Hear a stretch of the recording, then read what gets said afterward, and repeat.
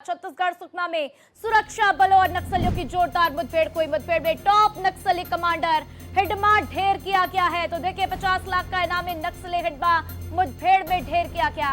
तो हिडमा की पत्नी राजू भी मुठभेड़ में ढेर की गई है। हिडमा पर 25 से अधिक घातक हमलों का आरोप था।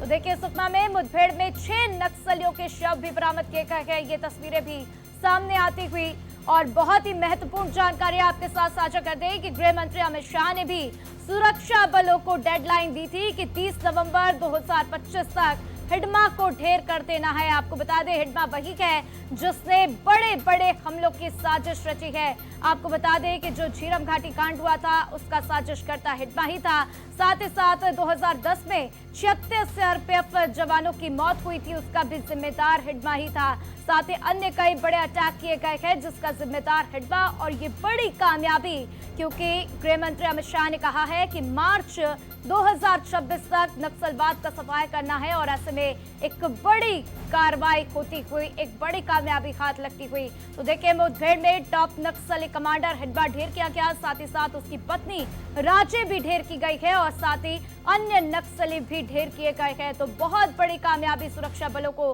क्योंकि जिस तरीके से यह कार्रवाई की गई है उसके बाद से अपने आप में ये बहुत बड़ी कामयाबी, क्योंकि मुठभेड़ में टॉप नक्सली कमांडर हिडमा ढेर किया गया है। तो 50 लाख का इनामी नक्सली हिडमा मुठभेड़ में ढेर किया गया। हिडमा की पत्नी राजे भी मुठभेड़ में ढेर की गई है। तो देखिए न सिर्फ छत्तीसगढ़ वासियों के लिए ये बड़ी खबर है बल्कि पूरे देश के लिए बड़ी खबर, क्योंकि तमाम बड़े हमले, बड़े अटैक जिसकी साजिश रचा करता था हिडमा, वो ढेर किया जा चुका है। तो हिडमा की पत्नी राजे भी मुठभेड़ में ढेर की गई है। 50 लाख का इनामी नक्सली हिडमा मुठभेड़ में ढेर किया गया। तो देखिए बार बार गृह मंत्री अमित शाह भी इस बात को दोहराते हुए नजर आए हैं कि मार्च 2026 तक नक्सलवाद को जड़ से मिटा देना है और इसको ध्यान में रखते हुए ये बड़ी कार्रवाई की गई। आपको साथ ही बता दें कि गृह मंत्री अमित शाह ने सुरक्षा बलों को 30 नवंबर 2025 तक की डेडलाइन दी थी कि हिडमा को मार गिराना है और ऐसे में आज ये बड़ी कार्रवाई के तहत हिडमा को मार गिराया गया है। तो 18 नवंबर 2025 इतिहास के पन्नों में यह तारीख दर्ज हो जाएगी क्योंकि हिडमा और उसकी पत्नी मारे गए हैं। तो आपको बता दें कि जो झीरम घाटी कांड हुआ था जिसमें कांग्रेस नेता की मौत हुई थी, जिनकी मर्डर की गई थी, उसमें हिडमा का ही हाथ था और हिडमा अपने साथियों के साथ मिलकर उस बड़ी घटना को अंजाम देता हुआ नजर आया था। तो उस नरसंहार के पीछे हिडमा का ही हाथ था। साथ ही साथ 2010 की भी घटना जिसमें 76 सीआरपीएफ जवान शहीद हुए थे जिनको मार गिराया गया था, उसमें भी हाथ हिडमा का ही था।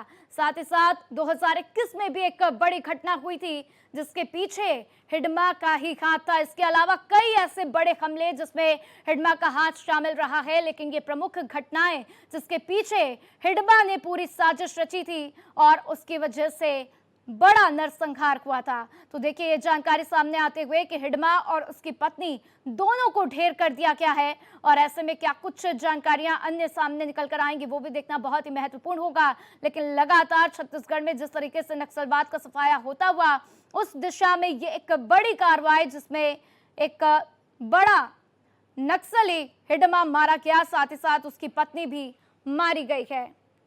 और इसी बीच इस खबर पर ज्यादा जानकारी के लिए मेरे सहयोगी मनोज मेरे साथ जुड़ चुके हैं, सीधा उनका रुख करते हैं। मनोज, बहुत बड़ी कामयाबी क्योंकि गृह मंत्री अमित शाह ने भी डेडलाइन दी थी कि 30 नवंबर 2025 तक हिडमा को मार गिराना है और उसी दिशा में ये बड़ा कदम, एक बड़ी कामयाबी, किस तरीके से इसे देखें?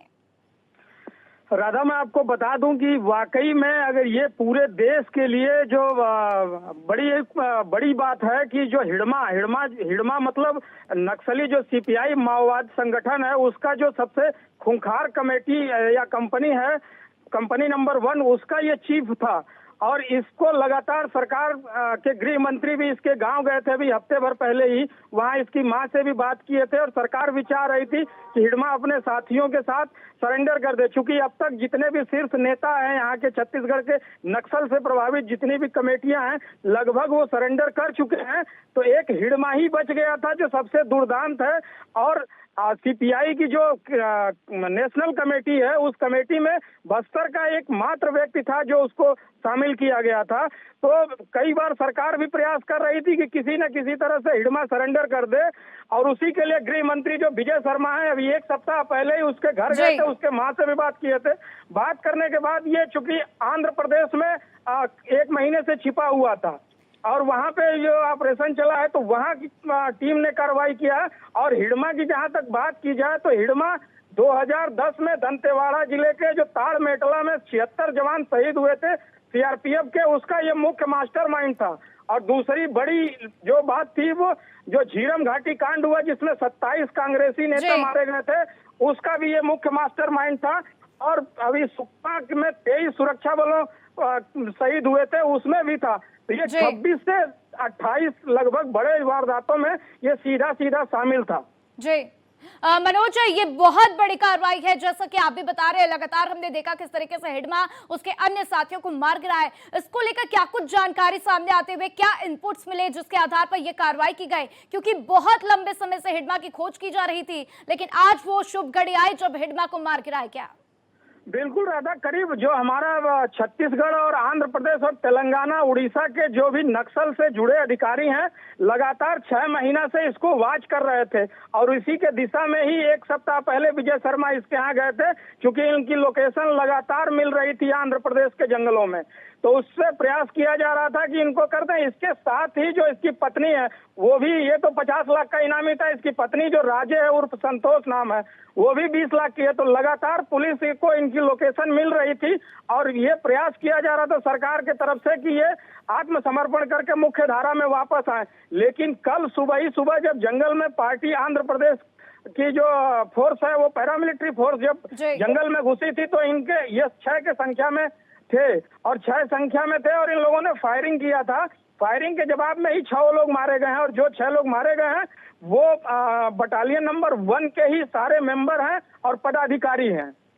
जी बिल्कुल। और इस कार्रवाई में जिस तरीके से हिडमा मारा गया, ये बहुत बड़ी कार्रवाई मनोज और एक बहुत बड़ी कामयाबी। साथ ही साथ आपसे ये भी समझना चाहेंगे मनोज, अब छत्तीसगढ़ में किस तरीके से नया बदलाव आता हुआ, बस्तर में किस तरीके से बदलाव आता हुआ, क्योंकि नक्सलवाद का जो सबसे बड़ा मास्टरमाइंड था हिडमा, उसको मार गिराया गया है। और हम लगातार ये भी देखते हैं गृह मंत्री अमित शाह जब भी छत्तीसगढ़ पहुंचते हैं, वो हर बार यही बात दोहराते हुए नजर आते हैं कि मार्च 2026 तक नक्सलवाद को जड़ से मिटा देंगे। अब ये कामयाबी किस तरीके से आगे देखी जाए, क्या बदलाव इसके बाद छत्तीसगढ़ में?